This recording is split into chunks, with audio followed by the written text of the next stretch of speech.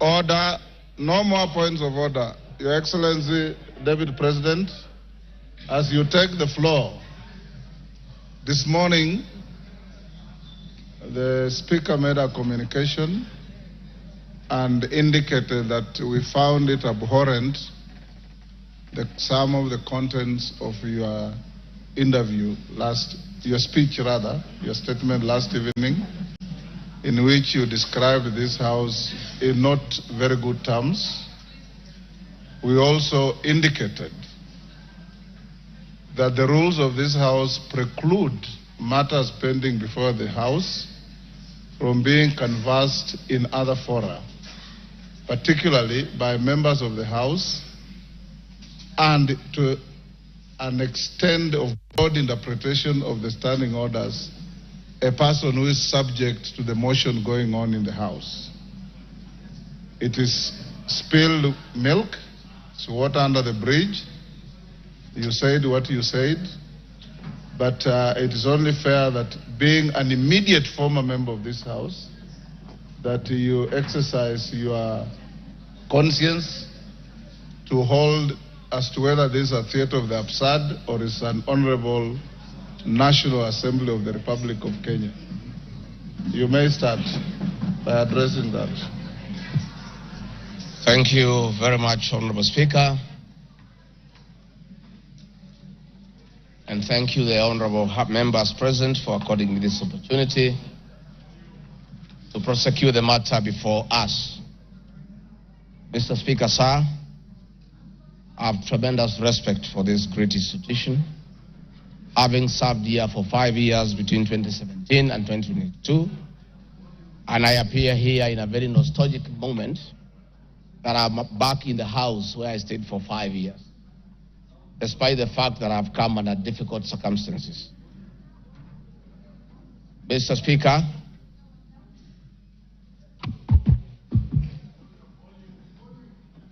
maybe the sound people, is that okay now? Mr. Speaker, sir, and the honorable members, I want to thank you for giving me opportunity. I hope, Your Excellency, you have been advised by your lawyers that you are here to respond to specific issues in the motion. I have my advice. And not to talk generally. I know. Yeah, so rules of relevance will still apply to you as they apply to all members. Mr. Speaker, the motion before this great House alleges that 2 years ago, since assuming office, I have acquired property and wealth whose estimated value of 5.2 billion shillings. A significant number of properties to which this sum of 5.2 billion is erroneously and maliciously attached belongs to my late brother, the late Honorable James Gachagua, and as demonstrated by his will, a copy of which is attached. The fact as follows. Olive Garden, my response. The allegation that I own the Olive Garden Hotel is false. The truth is that Olive Garden Hotel used to belong to my deceased brother, the late Honorable James Gachagua, and therefore has never been my property. This is information that most of you may be aware as it is in public domain. Upon his demise, my late brother left a will in which, in his recognition that I can take care of his family, he appointed me as one of the executors of his estate. In the said will, my late brother directed that the hotel should be sold, among other properties, and proceeds distributed as per the will. I'm also listed as a beneficiary together with other persons named therein.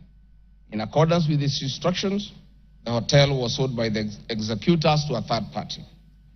Owing to the above, I do not own the hotel and have never owned it, contrary to accusation in the motion. For the benefit of this august House and the general public, I have annexed to this response copies of the following supporting documents. My late brother's will, sale agreement dated 17th May 2023, an official search for Olive Garden Hotel Limited. Mr. Speaker, Vipingo Beach Resort, Just as in Olive Garden, above this allegation is also false. Vipingo Beach Resort belongs to the estate of the late James Gachagua. For the benefit of this House and the general public, I have attached annexed to this response copy of the official search for Vipingo Beach Resort Limited, confirming that the hotel is still in the name of my late brother's estate. Queen's Gate Service Apartments. The allegation is also false, as the property belonged to my late brother. Queen's Gate Service Apartments, registered in the name of Vipingo Beach Resort Limited, was sold to Cooperative Bank of Kenya Limited, Staff Retirement Benefits Scheme, as evidenced by the agreement for this dated 4th May 2022 and a transfer dated 5th October 2022, marks Annex RG6. Land parcel Ruguru Kiamariga 2023 in Madeira East constituency, which have originally constructed a helicopter landing facility. My response is, I do confirm that I own the above referenced property, which is approximately 2.5 acres in size and which have planted napier grass for my dairy cows. I purchased the land in the year 2023 for 3.5 million from farm proceeds coming from my dairy farm. I have read through the motion and there is no iota of evidence adduced of the impropriety in the way I acquired this small property. Finally, on this matter, I will confirm that there is no helicopter landing facility for this particular parcel on the motion. This part is also false. I attach a copy of the agreement for purchase of this property marked Annexure RG7. 40 acres of land purchased in Kakuret within Kabraine in Meru County. My response, I confirm that I own a property, having bought it in 2015, a time when I was not a state officer. I had not even been elected as Member of Parliament from the Honorable Joroge Wainaina, Member of Parliament for Kenny, who is present in this House, or I'm not sure whether he's present. Therefore, this property I purchased 10 years ago, and not 2 years ago during my tenure as Deputy President, and as indicated in the motion, the allegation is false. I have read through the motion and there is no iota of evidence adduced of any impropriety in the way I acquired this property. For the benefit of this House and the general public, I have annexed to this response copy of the agreement for sale and purchase of this property marked as Annexure RG8. 80 acres of land in Meru County. For the record, I wish to confirm that I do not own 80 acres of land in Meru. This allegation is false. However, in the spirit of disclosure, I would like to confirm that I have purchased 29 acres of land in Meru, the land of my mother, which I bought on around 9 February 2024 through a loan granted to me by Solution Circle Limited, which I am a member. This said circle has a charge registered against the title, which it continues to hold as security until I fully repay the loan. For the benefit of the August House and the general public, I have annexed to this response copies of the agreement of sale marked RG9 in a letter dated 15 July 2024 from Solution Circle Limited, confirming the finance the purchase of the property marked Annexure RG10. Dairy farm in Nyandarua County. My response is I do not have a dairy farm in Nyandarua County, therefore this allegation is false. The land in Nyandarua has no single animal. Companies. The motion alleges there are 22 companies owned by my family members and which have been used to massively launder money and conceal proceeds of crime, corruption, and benefit from influence peddling.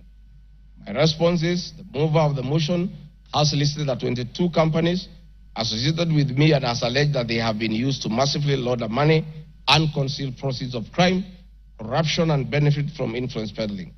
I've carefully gone through the motion and I have not seen any evidence to support or prove the allegations therein. It is not clear to me how to respond without having seen any evidence incriminating the companies. I would like to be clear that these companies have not been involved in any illegal activities And I believe that is why the mover of the motion has not tabled any evidence of impropriety with respect to the companies. It does appear to me that the mover of the motion was so meticulous to get all the companies associated with me and my family. And I believe that he also had evidence of illegalities committed by the companies. He would have shared or tabled that for the record. However, it is not possible to get evidence of illegality where there is none. Having said the above, allow me just to mention a few companies because there are many. Regarding Gachagua Foundation, this is a foundation incorporated in 2022, and I clarify that the foundation is a non-profit making entity with the sole objective of uplifting the lives of less privileged in society. This foundation therefore does not trade, and honorable members, you are aware that by law, a foundation cannot be used to trade. Since incorporation, the foundation has received a total of 12 million shillings, which has been utilized as per the schedule marked Annex RG 11, which is paying school fees for children in Pwani University and other universities across the country. Dorcas Rigathi Foundation, because she is not here to defend herself, this is a foundation founded by my wife, Pastor Dorcas, incorporated immediately we came into office as a non-profit making entity for the sole purpose of drug addicts, widows, single mothers, and orphans. A brief write-up of Devolution, its achievements is annexed here with public domain that Pastor Dorcas have been around the country doing work of rehabilitating drug addicts and helping others who have challenges.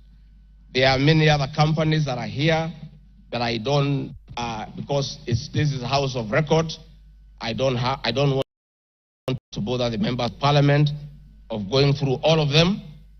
I want to probably only talk about Amoro Investments Limited, named after my village in Amoro. This company was incorporated 21 years ago before I became deputy president, and it's a company that holds family property. Mr. Speaker, sir, I've been accused of exerting influence on officials in the Ministry of Lands to issue an allotment letter to Amoro Investments Limited and using the fraudulently acquired documents in support of a court case. My response, Mr. Speaker, sir, and honorable members, I wish to confirm that Amoro Investments Limited has never been issued with any letter of allotment for land in Embakasi. Amoro Investments Limited purchased this land from a third party in the year 2012. The company's ownership of this property has been confirmed through two legal processes. One, a case was filed before the National Land Commission in the year 2016, adjudicated, and a determination was made that this property belongs to Amoro Investments Limited. That was long before I became the Deputy President of the Republic of Kenya. Again, a matter was filed in High Court, case ELC, case number E242 of 2022, which was filed before I became Deputy President. All the documents filed in support of this case were filed in court before I became Deputy President, and no documents have been filed by myself in court upon becoming Deputy President. This being the case, it is not true that I have used my office as Deputy President to manufacture documents filed in this matter. The High Court found that this land legally belongs to Amoro Investment Limited and issued the appropriate direction. This matter has since been challenged in the Court of Appeal. I invite the honorable member who may want to be enjoined in this case to have the liberty to do so.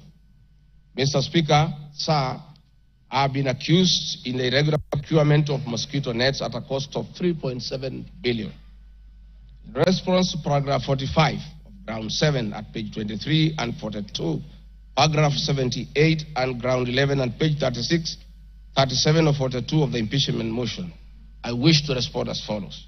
It is not true, as claimed in paragraph 3 of the witness affidavit of Andrew Molwa, that I was involved in the KEMSA 3.7 billion irregular procurement of malaria nets, either directly or through proxy. Further, Shobika Impex Limited was not awarded the subject tender as the acting director of procurement, Dr. Justice Kinoti, by letter 5th May 2023, formally notified Shobika Impex Limited that its bid was unsuccessful because its tender security was not paginated and the tender was hence non-responsive. That is clear at paragraph 4 of the witness affidavit of Andrew Morua. He contradicts himself by claiming that on 11 July 2023, I pressured him to surrender the original bid board, yet by the letter dated 5th May 2023, KEMSA had requested for collection of the original bid. Thus, there was no cause to pressure to be exerted on Mr. Morua for any other purpose. I am aware of a foreign company known as Shobika Impex Private Limited, domiciled in India, and which appointed Crystal Kenya Limited as its local agent in the year 2014, that is 8 years before Rigathi Gachagua became the deputy president. To date, Crystal Kenya Limited has complied with the agency terms between itself and Shobika Impex Private Limited, annexed hereto and marked as Annex RG18 in an appointment agency letter by Shobika Impex Limited in the year 2014. Sometime in 2023, Kenya Medical Supplies Authority advertised tender number GFATM MOL NFM 2022-2023 for supply of long-lasting insecticidal nets using the international open tendering method of procurement on behalf of the Global Fund. The monies for supply of the nets, as per my understanding, was a pure grant from the Global Fund. I am aware that Shobika Impex Limited still participates in doing business with and has not been debarred by the Global Fund to date. I believe being technically qualified to provide and deliver the goods subject of the tender document, having the financial ability to do so, and without their participation or assistance from Crystal Kenya Limited, Shobika Impex Private Limited independently participated and submitted in its bid in response to the subject tender pursuant to an invitation by KEMSA. Having not participated in the subject tender, Crystal Kenya Limited did not submit any of the documents in response to the subject tender. Specifically, Crystal Kenya Limited did not submit a bid board or tender security in its name in response to the subject tender. It is therefore not true that Crystal Kenya submitted a fake bid board with an intention to fraudulently acquire public property. It is also not true that with my sons I used Crystal Kenya to massively launder money, conceal proceeds of crime, engage in corruption, and benefit from influence peddling. Subsequently, by the letter 5th May 2023, KEMSA notified Shobika Impex Limited that it was not successful because the tender security was not paginated, and requested Shobika Impex Private Limited to collect its bid security from the procurement office immediately. Annexed hereto and marked Annex RG19 is a said letter by KEMSA dated 5th May 2023. However, EACC commenced investigations of the subject tender, and on conclusion of the investigation by EACC and the Senate on the subject tender, KEMSA CEO Terry Ramadhani, who had been suspended on this issue, was appointed Kenya's Deputy High Commissioner in New Delhi, India by President William Ruto. Thereafter, Crystal Kenya Limited, a Shobika Impex Limited agent in Kenya, followed up in the release of Shobika Impex Private Limited's bid board tender security on behalf of Shobika. Annexed hereto and marked Annexure RG20 is an email from Shobika Impex Private Limited email addressed to Crystal Kenya Limited, together with a letter of even date confirming that Crystal Kenya Limited had authority to collect their bid board. KEMSA was mandated to immediately release the bid board tender security upon determining that Shobika Impex Private Limited was unsuccessful in the subject tender, and that is why they requested that the same be collected from its procurement office. KEMSA did so, as can be seen in its letter dated 11 July 2023, annexed hereto and marked Annexure RG21 in the said letter by KEMSA dated 11 July 2023.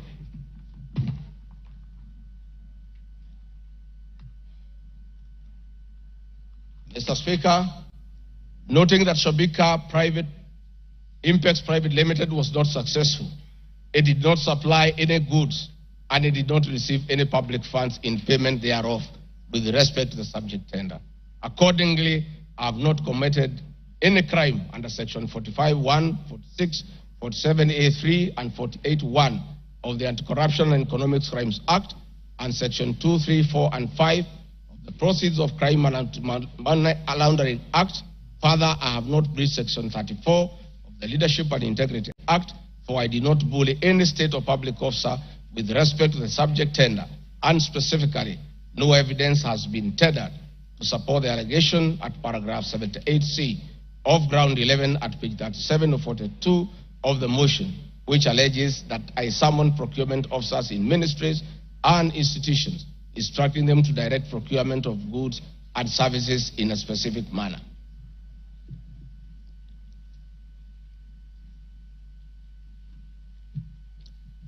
I have been accused of unnecessary and expensive renovation of the official residence of the Deputy President in Karen and Mombasa. Mr. Speaker, firstly, I would like to state that funds for the renovation of the official residence were approved and allocated by this Honorable House based on the fact that the premises had been neglected for a very long time when Dr. William Ruto was Deputy President. It cannot be fair that this House will proceed to impeach me because of an action that these honorable members have approved by way of appropriating monies for the renovations. Mr. Speaker, the contract for the refurbishment of the official residence of the Deputy President, dated 22nd December 2022, was signed by Honorable Katole Metito, the Controller of State House, Office of the President, and Agrobic Investments Limited that was awarded the tender, because the Controller of State House at that time was the accounting officer in charge of the Office of the Deputy President. The report of the Auditor General, Mrs. Nancy Gadongo, dated 24th January 2024, on the Executive Office of the President for the year ended 30th June 2023, gave the opinion confirming that due compliance with the Public Finance Management Act 2012, the report is annexed herewith and marks as Annex RG 23. I would also like to add that the Deputy President, as Deputy President, I am not involved in procurement processes of my office, whether directly or indirectly. I would also like to state that I do not know the company, Agrobic Investments Limited, which undertook the renovations. I do not know the directors and the company. I did not participate in the tendering or supervising of the same. The motion dated 26 September 2024 alleges that on 29 January 2023, 45 million Kenya shillings was transferred to Bayani Enterprises Limited, which is alleged to be a special purpose vehicle used by me to siphon public funds. No evidence whatsoever is contained in the motion showing that the said company is in any way connected to me or that I have any beneficial interest in the said company, which I am neither a director or a shareholder. I categorically refute the allegation, which is false and unfounded. Mr. Speaker, I would also like to confirm that I'm not a director or a shareholder, directly or indirectly, of the company called Agrobic Investments Limited, and I do not know its shareholders or its directors. Mr. Speaker, there is an allegation of dubiously acquiring substantial portion of the sum of 100 million paid to Lusona Events Limited. My response, Mr. Speaker, just like in the above other matter, I have read the motion and I would like to state that there is no evidence that this company is linked to me. I wish to categorically state that I have no beneficial interest in the said company, and neither am I affiliated in any way to the directors and shareholders of the said company. I would also like to state that I'm not a director or a shareholder of the company and do not know its shareholders or its directors. I do not sit in a tendering committee. I am not the accounting officer of the Office of the Deputy President. I have also not had any complaints against the manner in which the company undertook the work. I am unable to confirm the allegations on funds withdrawn from the account of the company, since I am not a signatory to its account. I am not associated with the company in any way whatsoever. Mr. Speaker, the motion dated 26 September 2024 claims that I am reasonably suspected to be the principal beneficiary of the dubious transactions.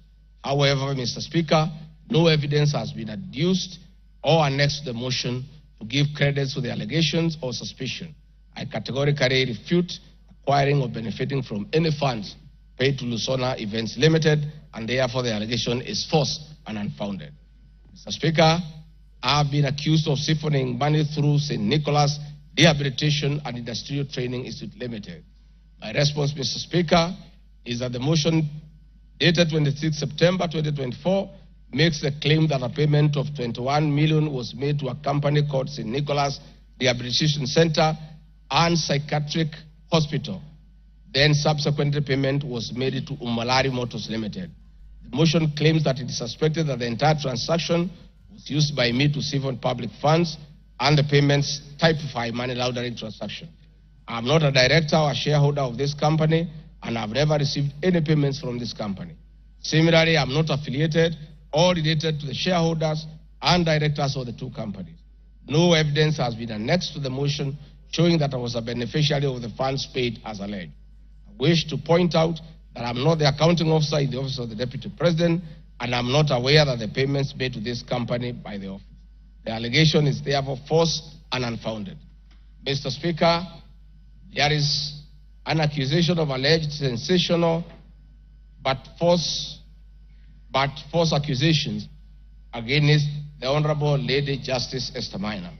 My response, Mr. Speaker, it is alleged in the special notice motion on ground 4 on page 14 at a gross violation of the Constitution that I publicly attacked the Honorable Lady Justice Esther Maina and forcefully threatened to bring action against her.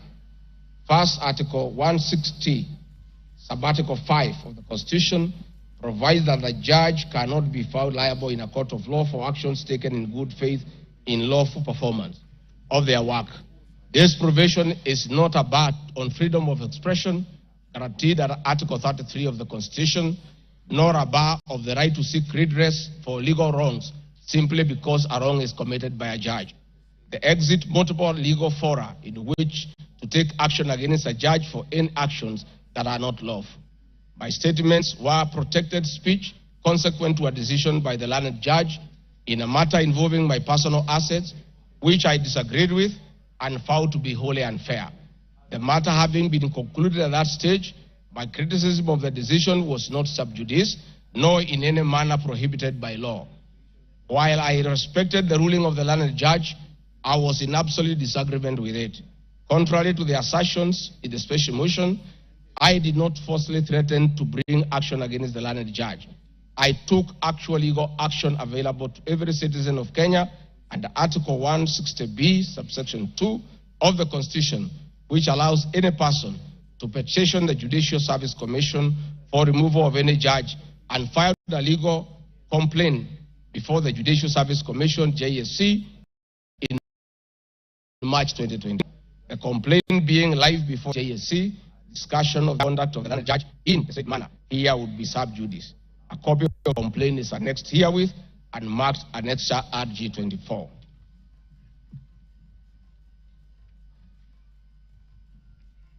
Mr. Speaker, I have been accused of diverting materials meant for construction of Kilifi Malindi Highway to tarmac a private road to Vipingo Beach Resort. My response, Mr. Speaker, I reiterate that Vipingo Beach Resort is registered in the name of the estate of my late brother, Honorable James Gachagua. Number two, the facts are as follows. King Charles III visited Kenya between 30th October 2023 and 30th November 2024. During his state visit, one of the designated places where King Charles III was to visit was Kuruitu Marine Conservancy, which shares a road with Vipingo Beach Resort. I have annexed a copy of the program for the state visit to Kenya by King Charles III, marked as Annexure RG25, at page 13 on items 63 and 64, shows his departure and arrival at Kuruitu Marine Conservancy. There are several media reports confirming the visit by King Charles III to Kuruitu Marine Conservancy. I have annexed extracts of the media reports by the Star newspaper dated 7 November and by African News marked as Annexure RG26. My understanding is that the road to Kuruitu Marine Conservancy was upgraded in respect of this visit which also to benefit the local community, including amenities like Cheriani Secondary School, Cheriani Primary School, a mosque and a public market as part of the corporate social responsibility. I wish to point out that the alleged road, that is Takaungu, Shariani, Vipingo, is a public road and not a private road leading to any property associated with the Deputy President, but a public road. Mr. Speaker, I've been accused of undermining the President and the Cabinet by allegedly making contradictory public statements from the position taken by Cabinet regarding the evacuation of the people residing along the Nairobi River. My response, Mr. Speaker, is that Article 147 of the Constitution provides that the Deputy President shall be the principal assistant of the President and shall deputize the President in execution of the President's functions. Article 28, which states that every person has inherent dignity and the right to have the dignity respected and protected. Article 29C, Mr. Speaker, states that every person has the right to freedom and security of the person, which includes the right not to be subjected to any form of violence from either public or private sources. Section 15G1 of the Land Act states that notwithstanding any provisions to the contrary in this act or in any other written law, all eviction shall be carried out in a strict accordance with the following procedures. Be preceded by proper identification of this taking part in eviction or demolitions. Be preceded by the presentation of formal authorizations for action. C, where groups of people are involved, government officials or their representatives be present during an eviction. D, be carried out in a manner that respects the dignity, right to life and security of those affected.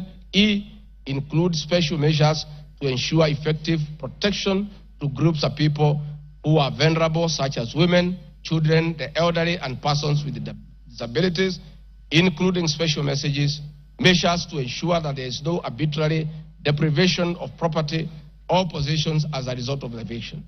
This includes mechanisms to protect property and possessions left behind involuntarily from destruction, to respect the principles of necessity and proportionality during the use of force, and give the affected persons the first priority to demolish and salvage their property. Critically, our Constitution provides at 147(2) that first the Deputy President shall perform the functions conferred by this Constitution and any other functions assigned by the President. Pursuant to Article 3 of the Constitution, I, as well as every other citizen of Kenya, and state or public officers have an obligation to respect, uphold, and defend this Constitution in performing any of my functions. This, the national values and principles of governance contained in Article 10 of the Constitution, by those state organs, public officers, and all persons, including myself as Deputy President, wherever we make or implement public policy decisions. In addition to this matter, Mr. Speaker, these national values and procedures include the rule of law, democracy and participation of the people, human dignity, equity, social justice, inclusiveness, equality, human rights, non-discrimination, and protection of the marginalized.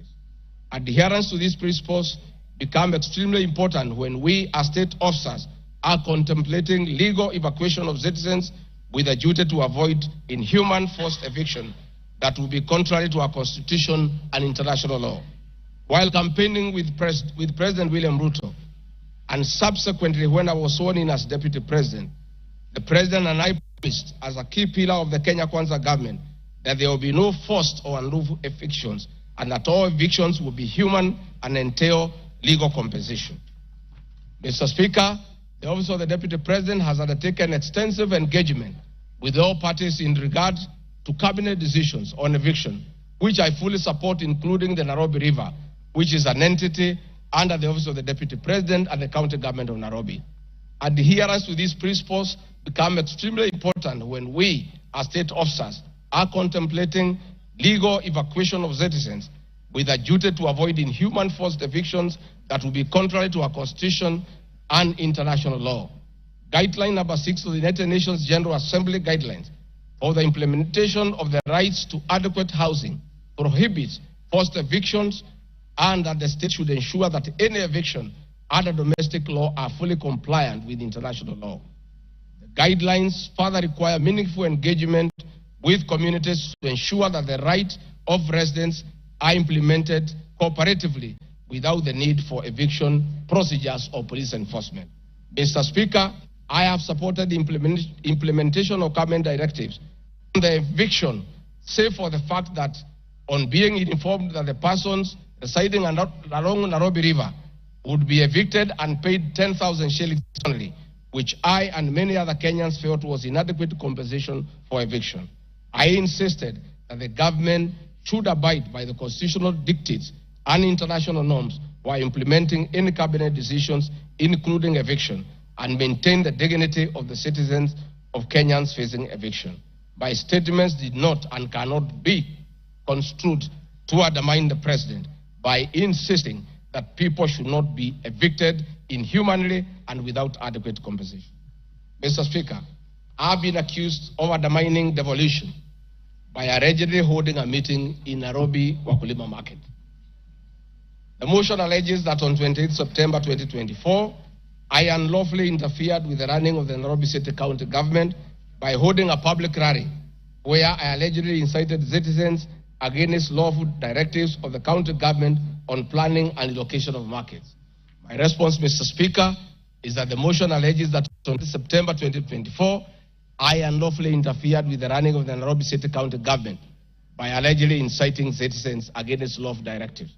Article 6(2) of the Constitution provides that the government at national and county levels are distinct and interdependent and shall conduct their mutual relations on the basis of consultation and cooperation.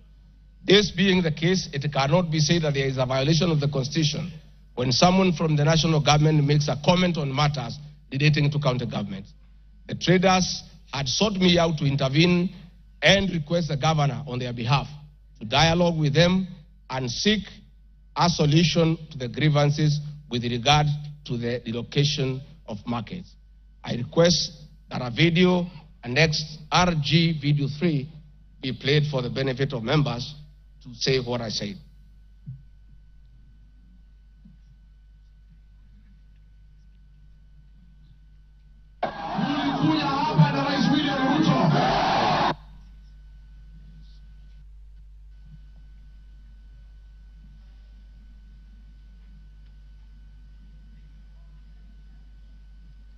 Please play the video for us.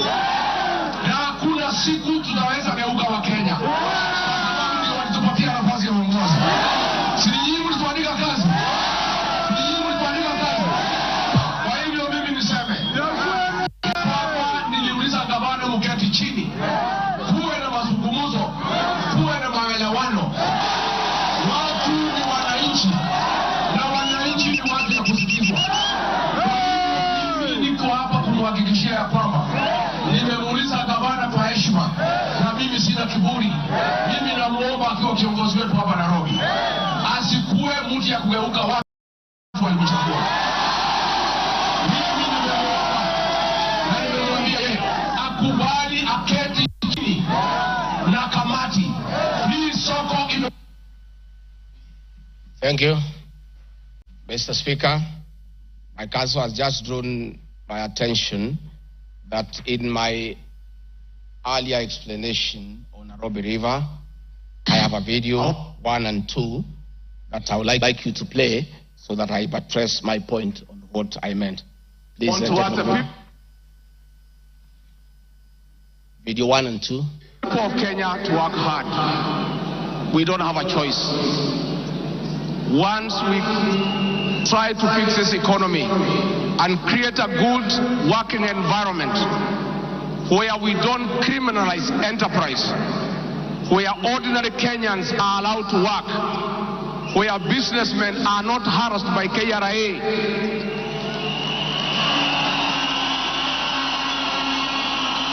where goods belonging to the people of Kenya will never again be touched by overzealous public servants.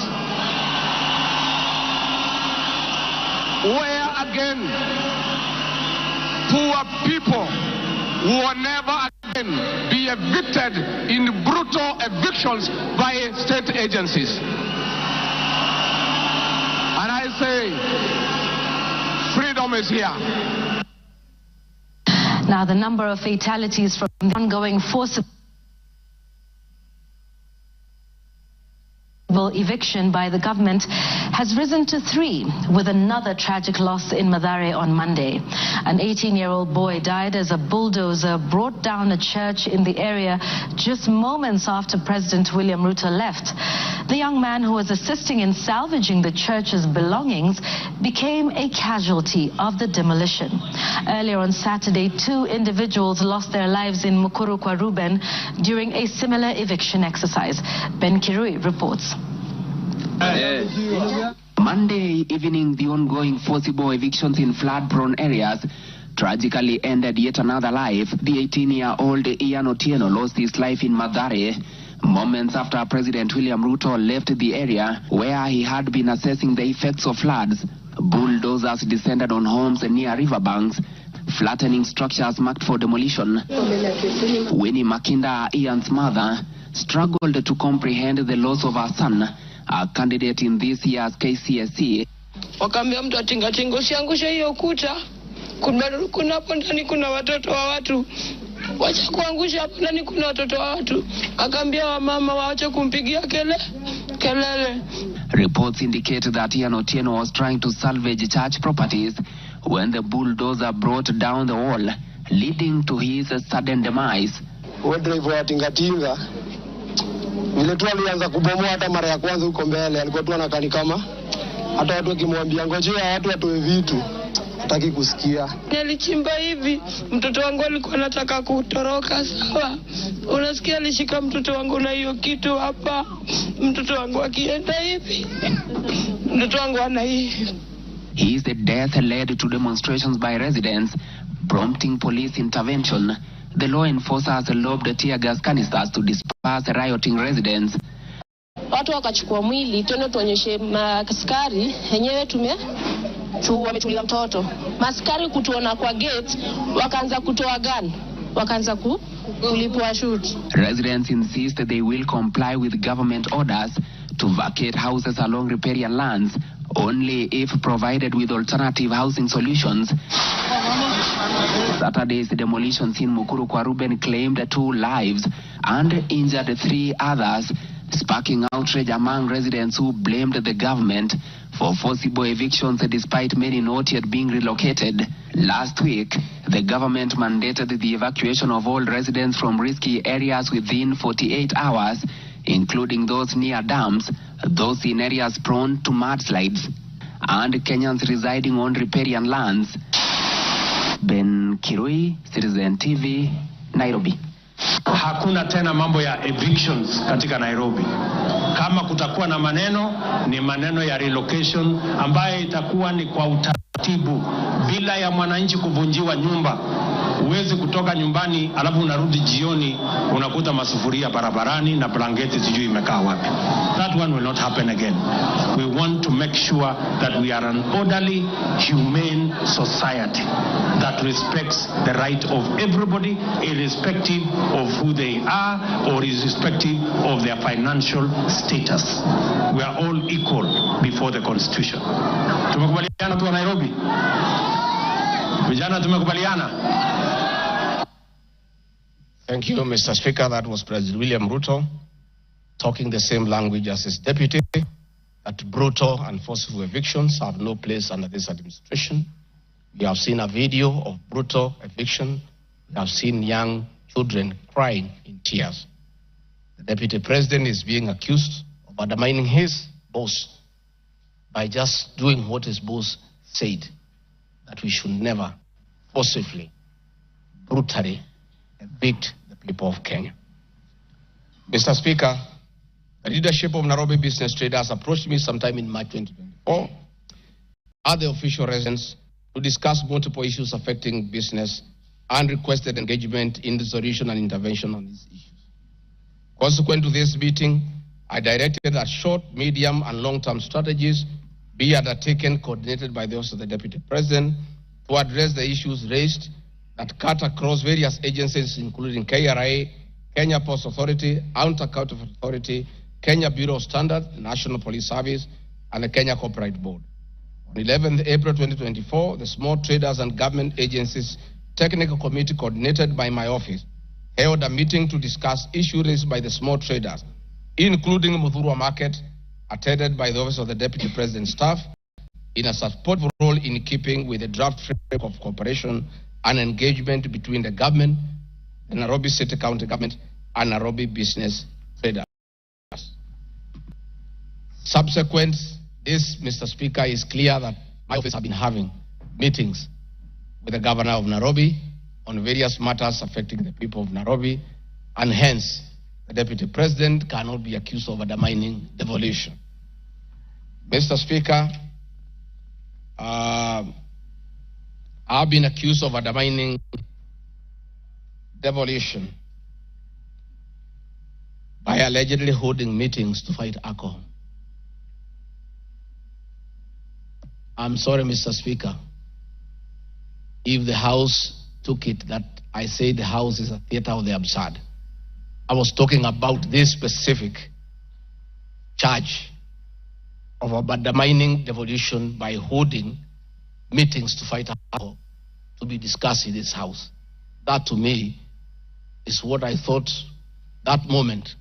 If it's 5 minutes or 10 minutes, that would be the theater of the absurd.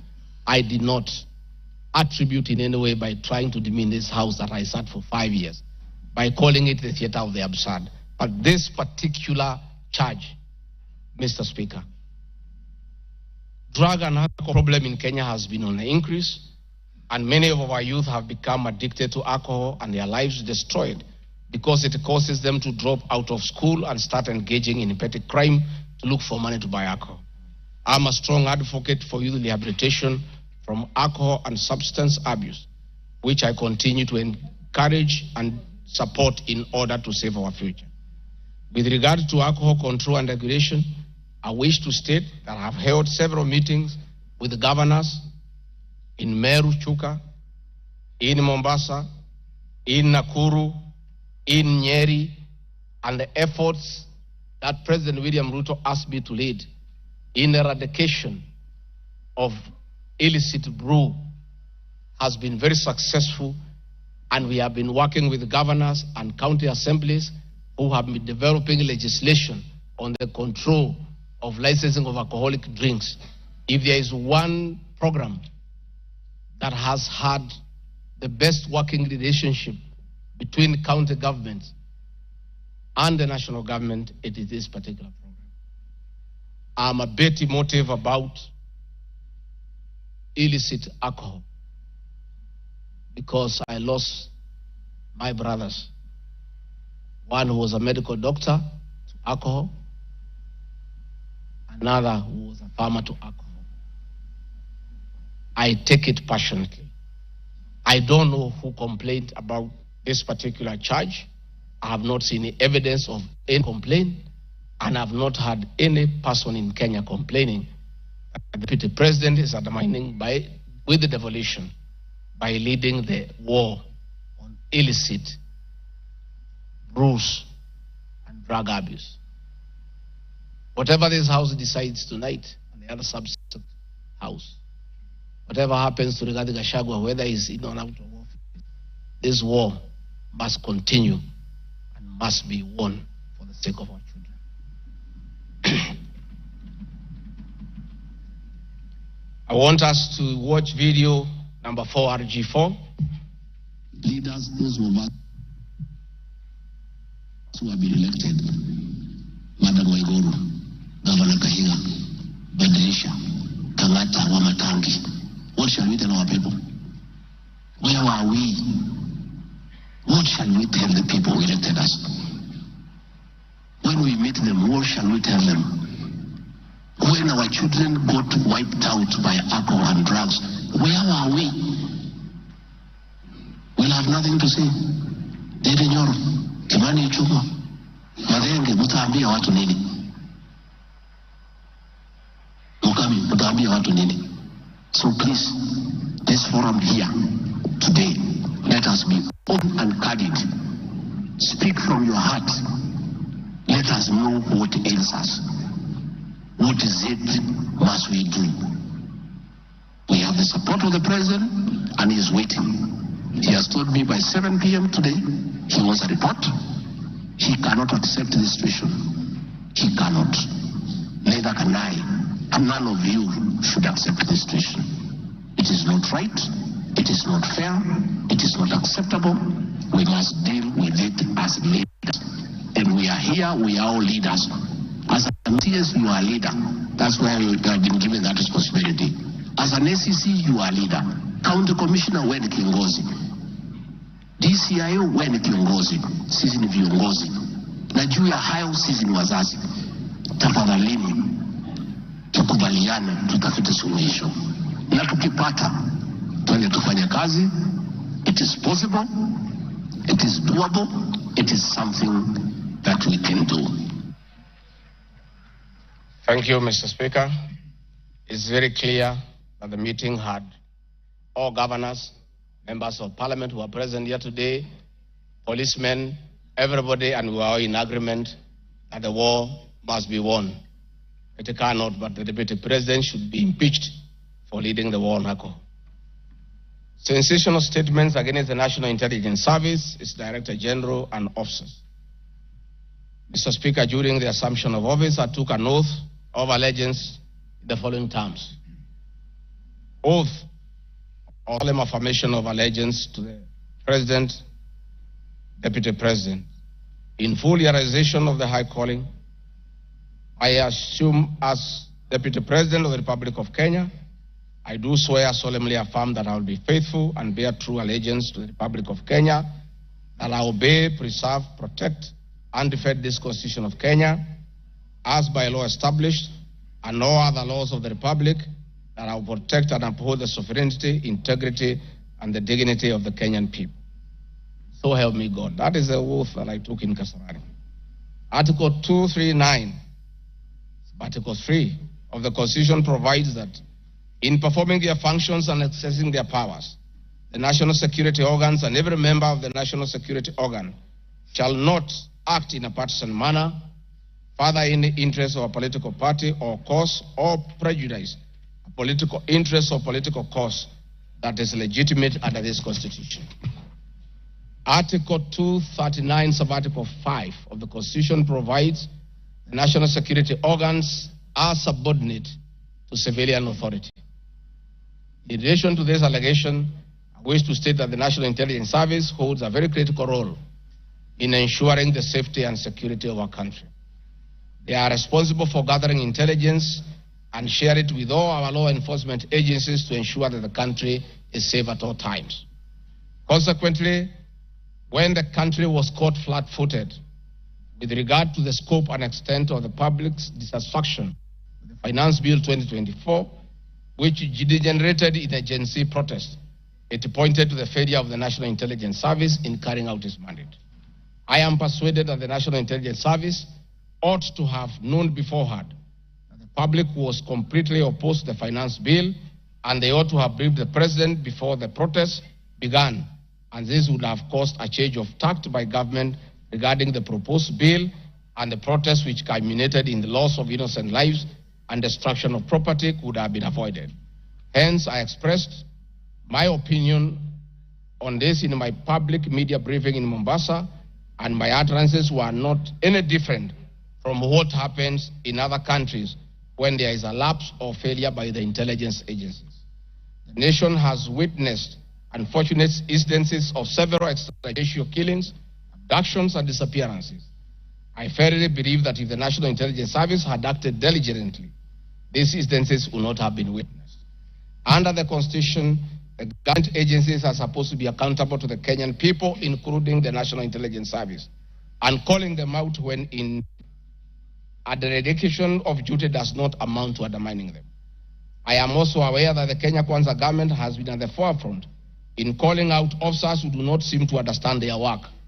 Recently, the president publicly complained that there are some PSs and CSs who did not seem to understand their role.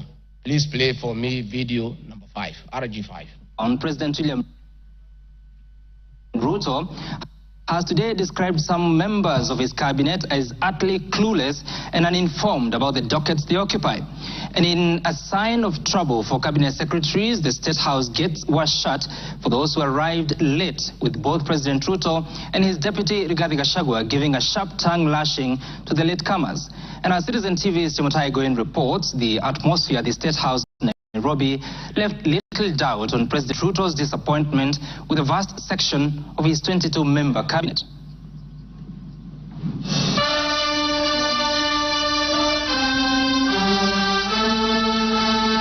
A cold morning in Nairobi, but the seats on the State House grounds came ultra-heated, particularly for cabinet secretaries. The cabinet members came here to sign performance contracts, but the oral appraisal of the day spurred anything between trouble and outright doom. If you cannot keep time with your employer, you have basically dismissed yourself. I mean, it's just as simple as that. So, for those who came late, who are members of the executive, I will be expecting a written explanation, and it should not include matters of traffic. Punctuality was at issue, with some cabinet secretaries being locked out of State House for lateness. And from the podium, the president and his senior lieutenants were unforgiving. Niona watu wale wamechelewa, nikaona rais unaniona namjua. Nikaona uso yake nikajua hapa kimeumana. Sababu leo ni siku ya performance contract. Ile siku muhimu sana ya kuja kuweka. Na wewe umefika pale nakaa. Tayari amekaa na ndiye rais wa Jamhuri ya Kenya. Wewe umechelewa ukiwa kuona nani? Who else have you gone to see? One of the things we need to learn in our performance contract is to beat the traffic. For the 19 cabinet secretaries present, the atmosphere at State House progressed from bad to worse as President Ruto and his deputy Rigathi Gachagua issued a blistering assessment of the performance of the cabinet members. Many of you, the people I speak to, don't even know what is going on in your ministries or departments.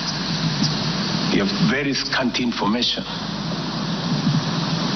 The moment I know more than you in your ministry,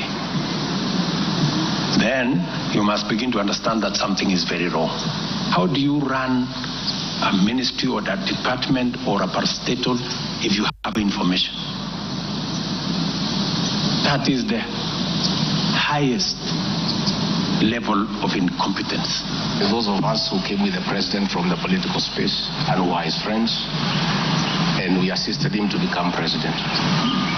Once he gives us a job, that is the termination of that friendship. The friendship with the president will be based on nothing but performance. From travel habits to basic work ethic and even media appearances, it was a brutal ground zero appraisal for the cabinet. Why do you have to honor every invitation that you have been given? to every country. Your Excellency, at times we have tried to hold cabinet committees, we can't. 5, 6, 7, 8 ministers are out of the country. Some change clothes at the airport from one country to another. That is the truth. Why can't you regulate yourself? If the president was to travel and honor every invitation, he will be out of this country the whole year. You just have to decide what is useful and other things you can leave to our ambassadors out of the country. So when you hear my deputy saying, find time, travel, but travel and see the people who have hired us, go to different parts of Kenya so that you can get feedback from the public. We have done so much as an administration, but the information is not out there. Our ministers are quiet. They are called for TV interviews, they don't show up to say what they have done. And then the media have a field day because nobody talks for government. I would rather we spend more time explaining to the people of Kenya what we have done in our respective dockets as opposed to travel. And if we have to travel, let's travel up country to where our Wananchi are and explain what we are doing. And I remember I called CS Chelugui. I didn't find him, so I called his PS and I found her and I explained to her, I told her, look, the public is not understanding this. Did I call you or not? On Sunday. I told you this is what the public is saying. Please do more sensitization on Hustler Fund Phase 2.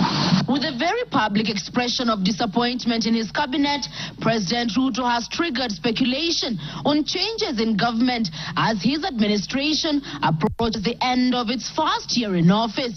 From punctuality to work ethic and general performance, the proverbial axe could well fall somewhere. With the performance contracts expected to foster a culture of high performance in the public service and also ensure that public resources are properly utilized, it is also set to offer a framework for President William Ruto to reward performers and also institute sanctions on non-performers. Chamutai Goin, Citizen TV. Mr. Speaker, President William Ruto, my boss, and I have been calling out senior government officials when they fall short of expectations. The Director General of the National Intelligence Service is no exception. He's not above the law. He's accountable to the people of Kenya for his performance. And I have had an argument that we should not call out those in the security sector. I would like you to play the next video. We have the most incompetent Inspector General of Police, I think, in the world. The most incompetent in the whole world. His incompetence may not necessarily play out when things are working, but when things get to a head and you need some decisions to be made, I can tell you for sure, the gentleman we have and other IG cannot make any decision. Nataka tumwambie ule mtu wa sinema mingi anaitwa nani ule mtu? Ule sijui anaitwa DCI, ule anaitwa nini? Ule mtu anaitwa Kinoti. Awache ujinga. Huyo bwana Kinoti awache ujinga. Sio kama tunaelewana. Huyo Kinoti hakuna kitu amefanya kwa hii Kenya ya kisiasa. Yeye ni mtu ya sinema. Anaendesha makesi kwa magazeti. Anatuandikia barua, sijui barua ya kilomita ngapi. Mr. Kinoti, please save your time. Stop writing to us long letters. Leave matters of elections to IEBC. You have no business in IEBC. You have failed as DCI.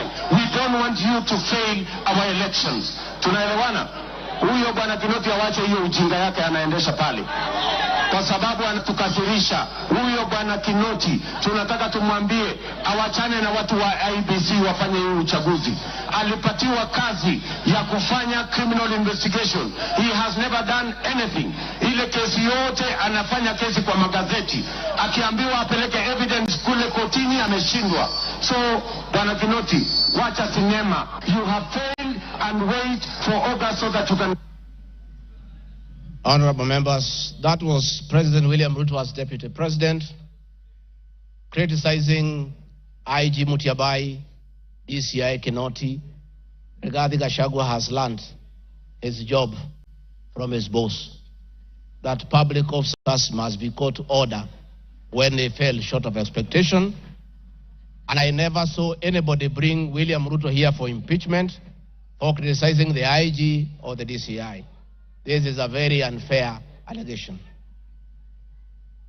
Mr. Speaker, it is also reported by media that the IMF has already warned about impending unrest during the people's dissatisfaction with the 2023 and 24 finance bill.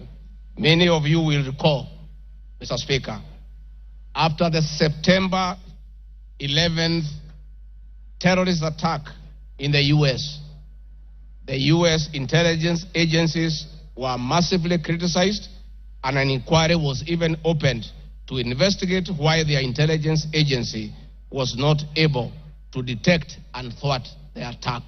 All we are saying is that our National Intelligence Service is accountable to the people of Kenya for its performance. Mr. Speaker, conniving with cartels in the tea sector to block KTDA from implementing guaranteed minimum return, Mr. Speaker, I am here to see a shred of evidence to that effect, and I have nothing to say. I have seen an allegation that we have not been able to do coffee reforms. Mr. Speaker, out of my work, coordinating coffee reforms, the Cooperative Bill 2023 and the Coffee Bill 2023 is before this House. I request this House, after these impeachment proceedings, to embark on those two bills so that the coffee farmers can realize the full benefit of the coffee reforms that we have initiated. There is another allegation that I have taken control of a local cooperative society in Madeira constituency. I don't know the name of that constituency, of that cooperative. It is false. I am here to see any evidence. I have nothing to say because there is nothing to be said. On the issue of shareholding, which I think members are interested in listening to, I listened to you this morning, and it was quite emotive. By virtue of provisions of the third schedule of the Political Parties Act, the constituent parties of the Kenya Kwanza coalition entered into various agreements, which were deposited with the Speaker of the National Assembly and the Speaker of the Senate for purposes of Article 108 of the Constitution of Kenya. The following were members: UDA, ANC, Ford Kenya, PAR, Farmers Party, Chama cha Kazi, Communist Party, Economic Freedom Party, Service Party, Tujibebe wa Kenya Party, Umoja na Maendeleo Party of Kenya, and the Democratic Party of Kenya.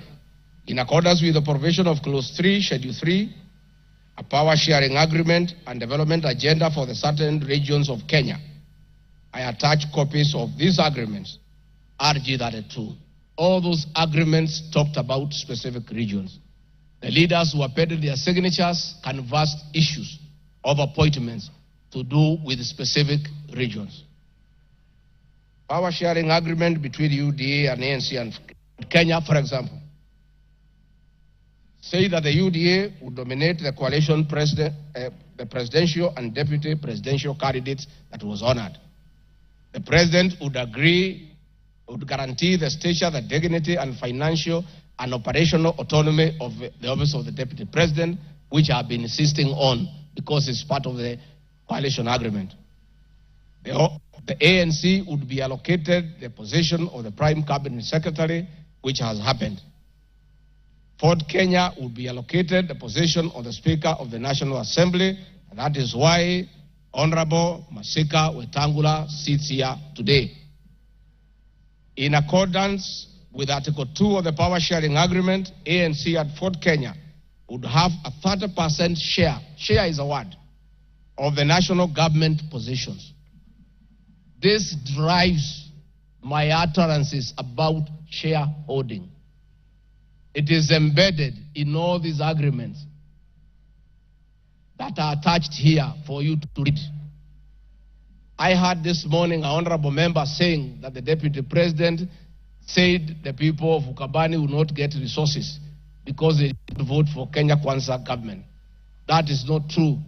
The deputy president of the Republic of Kenya does not allocate resources. Resources for the development of the Republic of Kenya are appropriated by the National Assembly of Kenya, where I am today. The deputy president will help the president to oversee the implementation of funds allocated and appropriated by the National Assembly. It is therefore not possible that the deputy president of the Republic of Kenya has the capacity to deny any part of Kenya resources because of the way they voted. The decisions on how resources will be allocated for the development of the Republic of Kenya are made here by the honorable members. If your area has no development, please don't impeach the deputy president. Don't accuse him of not giving you resources. You are in this house to make sure that your area where you come from is allocated appropriate resources, because that is your job. The agreements are attached, therefore I don't want to go into them. Let me say my speeches on the shareholder issue were informed by the said power sharing covenants, which are founded on law, having been deposited with the registrar of political parties, and lessons learned from the well-known disputed 202 NAC power sharing agreement. Further, sharing agreements are a feature of government formation in all democracies in the world that provide for the formation. My pronouncements on the issue, properly understood, are not only anchored in law, but entirely harmless and incapable of being construed as a basis for ethnic animosity, a danger to national cohesion, or a threat to national unity. On the contrary, coalition building has been one of the most important innovations since the disputed 2007 elections in ensuring stability, equitable sharing of political power, national cohesion, and fostering of national unity. Indeed, Kenya Kwanza main opponent in 2022 general election, Azimio la Umoja Coalition, One Kenya Coalition Party, was a political party consisting of 25 political parties who also executed a power sharing agreement based on shares. I'm also aware that the Jubilee Coalition that executed a 50-50 power sharing agreement between TNA Party and URP Party for 2013 general election. I have thus not violated Section 13(1)(a) and 62 the National Cohesion Integration, nor has this commission summoned me to explain any of my comments and how it can affect cohesion. However, notwithstanding the said power share agreement, upon election as deputy president, I went out of my way, as required by the Constitution of Kenya, to serve all Kenyans regardless of their political preferences during the election or ethnic origin. I now produce the following. Video showing some of my speeches all over the country as marked RG Video 7.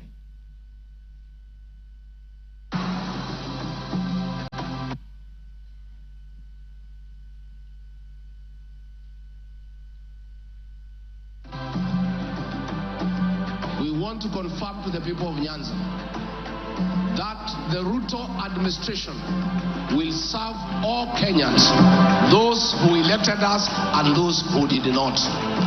Kenya hii kila mtu afanyiwe kazi, kwa sababu kila mtu analipa kodi. Mimi sikusema Kenya ni ya shareholders, nilisema serikali, nikiunda serikali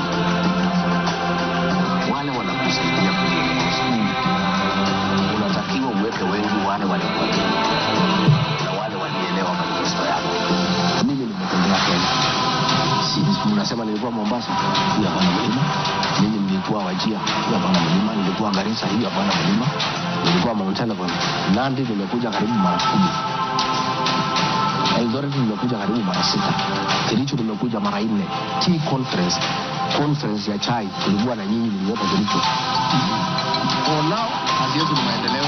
Tutafanya kazi na viongozi wote, hakuwa wa chama ile, hakuwa wa chama hii, we don't care. This is the time to serve the people of Kenya, and we shall work with all elected leaders, irrespective of their political affiliation. Mr. Speaker, copies of documents demonstrating my efforts within the mandate allocated me by the President to address security issues and economic equalization programs and policy in historically marginalized areas is Annex RG33.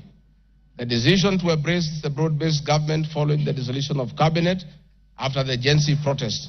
I attached my video during the launch of the Honorable Raila Odinga's quest for EU chairmanship at State House, again as a demonstration of my embracing the broad-based government.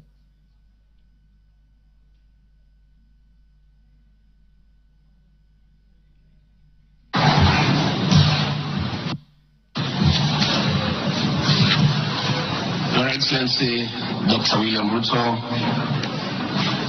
President of the Republic of Kenya and Commander-in-Chief of the Defense Forces, Your Excellencies, Heads of States and Government present, Your Excellencies, Ambassadors and High Commissioners and members of the Diplomatic Corps, Heads of Delegations, Members of Parliament and all dignitaries present, good morning. Your Excellency, let me say this is a great moment for our country. What a day, what a moment. We are here, Your Excellency, as a country to unveil Kenya's finest to go and lead Africa. It's a proud moment for this country. And I want to say, Your Excellency, the people of Kenya have been united to a man by the candidature of the Right Honorable Raila Odinga to be the chairperson of the African Union Commission.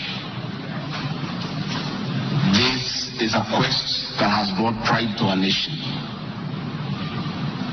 And I would like to tell the leaders here from Africa and the representatives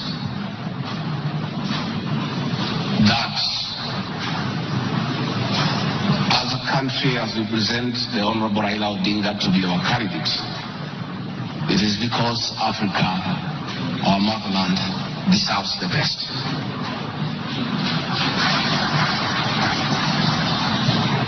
The passion and zeal of the Right Honorable Raila Odinga in Pan-Africanism is well documented. Passion knows no age, knows no limit. In the person of the Right Honorable Raila Odinga, he'll join the ranks of Jomo Kenyatta and Kwame Nkrumah in pushing the agenda for Africa. And therefore, I want to say, Your Excellency, the lessons of today are that Raila Odinga, the Right Honorable, is a man of great resilience, endurance, and perseverance. Today, you are going to unveil the transformation of the Right Honorable Odinga from a national leader to an African statesman. And for us in leadership, we have learned great lessons of resilience, endurance, and perseverance. Somebody may ask, why is Rigathi Gachagua, who has before had issues with the leadership of Raila Odinga? As a truthful man, I have nothing against him. It's only that we are competing for the same position between him and my boss. Now that he is going for a bigger seat in Africa, all of us, from the President, I, and the rest of Kenya are behind him. And the Right Honorable Raila Odinga, as a man who listens to the ground, let me confirm to you, I've listened to the ground, and all Kenyans across the political divide, across communities, are in support of your candidature, and we wish you well. Before I call Your Excellency, let me acknowledge the place of family, not just in our lives but in leadership. I think it is a great moment for the Right Honorable Raila Odinga. It's appropriate that I acknowledge on behalf of the country the role Mama Ida Odinga has played in the life of this great son of this land. Mama Ida Odinga, we salute you as a country for having been a very strong pillar to your husband in very difficult times, and in his lowest moments you have always been there for him. We ask families to support their spouses. So Mama Ida Odinga, as we wish you happy birthday, it is my hope and prayer that your next birthday will be celebrated at Addis next year. And if you invite President Ruto to come and he's not able to come, Mr. President, I'll be happy for you to send me to represent you in that great birthday. We therefore want to say as a country, it's a great moment.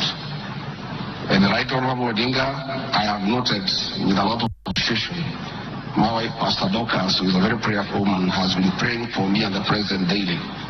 And I noted from yesterday she has added you in her prayer. And because her prayers work, we have no doubt that you will get this seat. Mr. President, it is now my honor to request you to come and anchor Kenya's finest and embark on the journey of transformation of the Right Honorable Raila Odinga from a national leader to a great African statesman. Thank you, Mr. Speaker. President William Ruto has many times appreciated my people issues and has repeatedly pronounced himself. Let me have the video number 9. And speaking of deputies, you have in the last few weeks named Mr. Rigathi Gachagua as your deputy. There's been quite a debate, and I'm sure you know that, around running mate in this country. Perhaps this would be a great time to shed light on why you settled on this gentleman. Rigathi Gachagua is somebody I have known. Rigathi Gachagua is a very passionate leader. Rigathi Gachagua is a people's person. He speaks about the things that I speak about. He speaks about ordinary people. He's concerned about matters to do with farmers. He's concerned about the things that are dear to ordinary Kenyans. And the nexus between me and Rigathi Gachagua is the people. He believes in bottom-up the way I do. And that is why I chose Rigathi Gachagua to work with me. Thank you very much. Speaking of deputies... Thank you very much, Mr. Speaker. In addition, and almost in conclusion, I am not the only leader at the national level who has encouraged unity among Kenyans based on shared regional, geographical, and economic and other factors. I have attached several articles. Luya unity is not optional. Moses Wetangula. Ruto puts case for Gema Kalenjin unity. Bijikenda unity in the offing. Masai leaders in unity talks ahead of next year's general election. I have attached those articles so that you understand that regions uniting does not mean they unite against other regions. They unite for common issues, common values, and to strengthen them to join other regions for national unity. Mr. Speaker, the motion dated 26 September 2024, tabled before the National Assembly, makes the generalized claims that have committed crimes under national laws, Proceeds of Crime and Anti-Money Laundering Act, Penal Code, National Cohesion and Integration Act as anti-corruption economic crimes.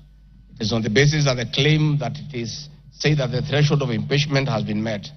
I'm not aware of any active investigations by any state agency for offences under the said laws, neither have I been called upon to record any step pertaining to any investigation. Just like any other Kenyan, the Constitution accords me the presumption of innocence in relation to criminal offences until the contrary is proved in a court of law on a specific standard of evidence. Therefore, in the absence of any active investigations by any investigative agency in Kenya, I do not believe that there can be any serious reason to believe that I've committed any offense. Otherwise, that will be an indictment of the intelligence agencies as well as investigative agencies.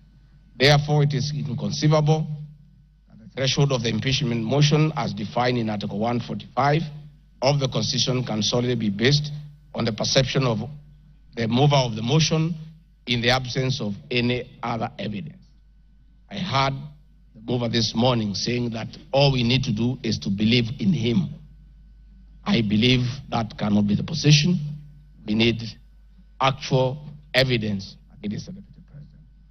The net effect of the impeachment of this basis of allegations of criminal offences, whose evidence has not been tried and tested in court of law or by bodies mandated to investigate, would be to disqualify me from the possibility of holding public office in relation to Article 99(3) without the benefit of due process of law and exhaustion of the systems of appeal as provided in the Penal Code. Mr. Speaker, I do not wish to respond to the issues I had this morning that are outside the motion. I want to confirm that I have tremendous respect for Kenyan women, and I have never disrespected them. What has happened is that as politicians, there is always propaganda to undermine somebody. I call upon anybody with evidence that I have ever disrespected that person to come out and provide that evidence.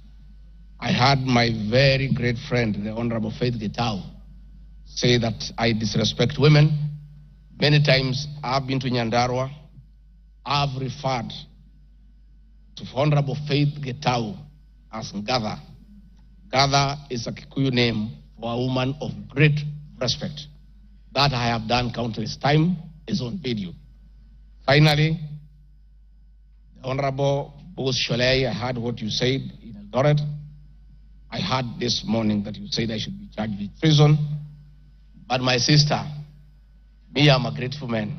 I remember, and I'll never forget, during the last administration when I was arrested on fabricated charges for standing with the President William Ruto against the wish of the government at that time, Gladys Bosholai came and sat with me at DCI headquarters, brought me tea, brought me lunch, sat with me, comforted me.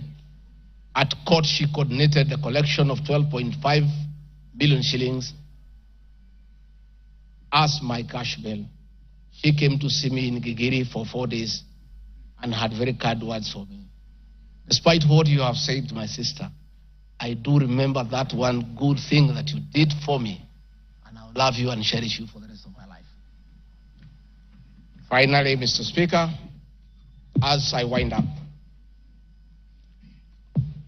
I want to appeal to this Honorable House to consider the allegations against me by the mover of the motion, weigh it against the attached evidence, weigh it against my defense and the attachments and the videos that are played in his house. And exercise your mind and exercise your discretion. search your conscience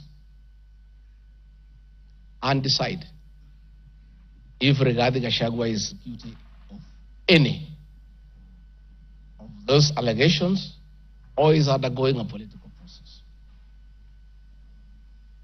If you are so persuaded and you search your conscience without any intimidation or coercion or inducement, and you think is the right thing to do, please go ahead and do so.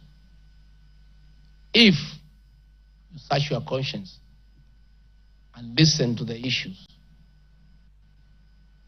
that have been adduced here, and you find that there are no grounds to impeach the Deputy President of the Republic of Kenya, please make the right decision.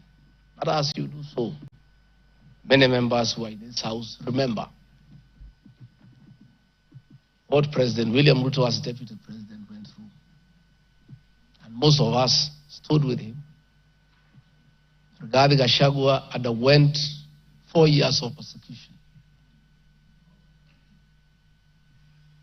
Others were persecuted. But we took a firm stand because we believed we were doing the right thing.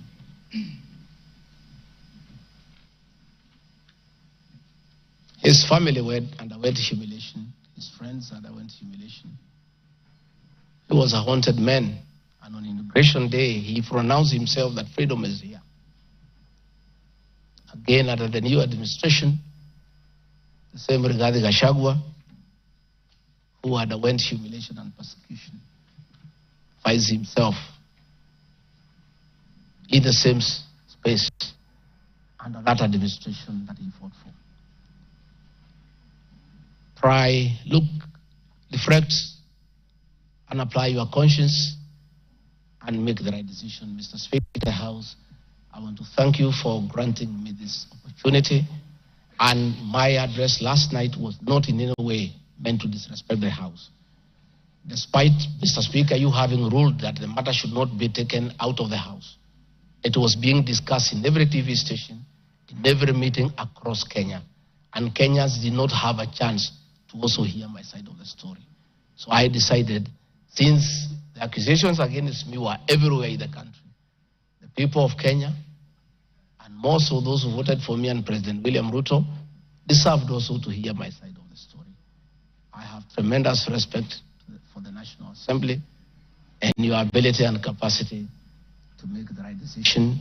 Mr. Speaker, I want to thank you. Asanteni sana. Thank you very much, Deputy President. Thank you very much, Deputy President. I'm sure your fears that you will not be heard fairly have been allayed. You've been heard in absolute silence. You've been heard with total decorum from the House. And members, I salute you for the display of your legislative maturity in giving an opportunity to a subject to a motion in the person of the Deputy President to be heard. What is it, Rosa? The proceedings are still going on. Who is praying? Yes, Senior Counsel. These proceedings are still going on. Yes, indeed. Mr. Speaker, this is a House of Record, and I had wanted to rise under Standing Order 65, 67A, and 67B. Two of those points you've already covered, Mr. Speaker. It is important that the record reflects that although the standing orders do not require that we listen to the witness in silence, indeed we did. Yes, absolutely. Secondly, that there was compliance with the Standing Order 67B2 in giving the witness a maximum of 2 hours. But there's a third one, Mr. Speaker, which I think should go on record. Standing Order 67A also requires that the witness be entitled to appear in person or with counsel. I see that the witness has appeared with at least 3 counsel, all of whose names should come on record, so that the record shows that counsel were actually allowed to the chamber. I see my friend Advocate Ongoya, my friend Advocate Njiru, so that there is no incompleteness of the record. I beg, Mr. Speaker. That is a fair comment. Counsel for the Deputy President, without making any unhelpful speeches, just put your names on record. I'm sure you have a team leader. The team leader will introduce himself and introduce his accompanying colleagues. Ongaya. Thank you so much, Mr. Speaker, sir, and thank you so much, honorable members. The team representing the Honorable Rigathi Gachagua, the Deputy President in these proceedings, is as follows. Honorable Paul Kibugi Muite, Senior Counsel, Mr. Victor Swanya Ogeto, my name is Elisha Ongoya, Mr. George Sakimpa, Mr. Ndegwa Njiru, Mr. George Wandati, Miss Faith Waigwa, Mr. Murigi Kamande, Mr. Amos Kisilu, Mr. Eric Kiprop Naibei, Miss Julia Omwamba, Mr. Tom Maina Masharia, Mr. Willis Echesa, and Mr. Andrew Moga. And that is all. Thank you. And apart from the three of you, the rest are within the precincts of Parliament? Are within the precincts of Parliament, therefore Senior Counsel Paul Kibugi Muite, who sought to be excused from attending today, but is part of this team, and we are under his supervision and guidance. Thank you. From here, we'll proceed as follows. Deputy President, if you wish to leave, you are at liberty to do so with your team.